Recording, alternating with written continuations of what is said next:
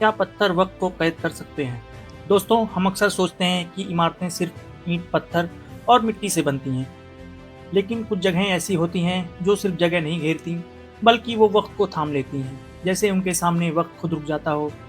सोचिए, एक ऐसी जगह जो ज़मीन का हिस्सा होकर भी ज़मीन से जुड़ी नहीं थी। एक ऐसी जगह जहाँ पहले बीमारी का राज था, फिर जंग का शोर और फिर कैद खाने की खामोशी। दोस्तों, हम खड़े हैं अटलांटिक ओशियन के किनारे। सामने है सान आंतोन का किला। इसे स्पेनिश में कास्तियो दे सान आंतोन कहते हैं।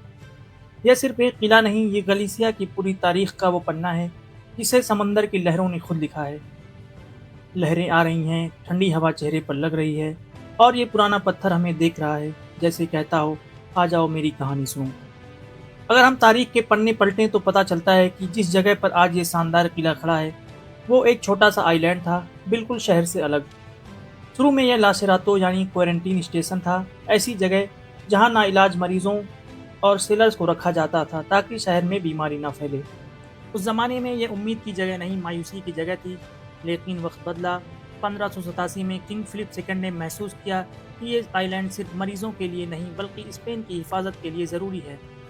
अंग्रेज़ों के हमले का खौफ हर तरफ फैल रहा था, और तब फैसला हुआ कि इस छोटे से आइलैंड को किले में तब्दील कर दिया जाए। दोस्तों, गलीसिया के मशहूर इतिहासकार सोसे रामोन बेरेरो ने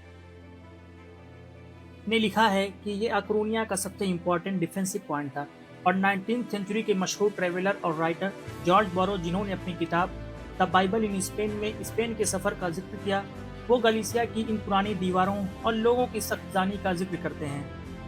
दोस्तों, इतिहासकार लिखते हैं कि जब सर फ्रांसिस ड्रेक ने 1589 में इस शहर पर हमला किया, तो यह सान आंतोन की तोपें ही थी जिन्होंने जंगी जहाज को रोकने में सबसे बड़ा रोल प्ले किया, जबकि किला अभी पूरी तरह बना भी नहीं था। इतिहास की किताबें गवाह हैं कि अगर ये किला ना होता तो शायद अकरूनिया की कहानी आज कुछ और होती। दोस्तों, फ्रेंच फिलोसोफर विक्टर ह्यूगो ने कहा था, architecture is the great book of humanity, यानी आर्किटेक्चर इंसानियत की सबसे बड़ी किताब है। इसका मतलब यह है कि जब इंसान चले जाते हैं तो उनकी बनाई हुई दीवारें उनकी कहानी सुनाती हैं। सान आंतोन की ये दीवारें चीख चीख कर उन सिपाहियों की कहानी बता रही हैं जिन्होंने समंदर की तरफ देखते हुए अपनी पूरी जिंदगी गुजार दी।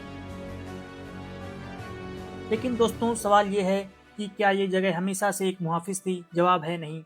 18th और 19th सेंचुरी में इस जगह का मकसद बदल गया। जो दीवारें शहर को बचाने के लिए बनाई गई थीं, वो अब अपनों को ही कैद करने के लिए इस्तेमाल हुई। ये किला एक कैद खाने में तब्दील हो गया। सोचिए, वो कैदी जो यहाँ बंद थे, उनके लिए सबसे बड़ी सज़ा क्या थी? अंधेरा या कुछ और?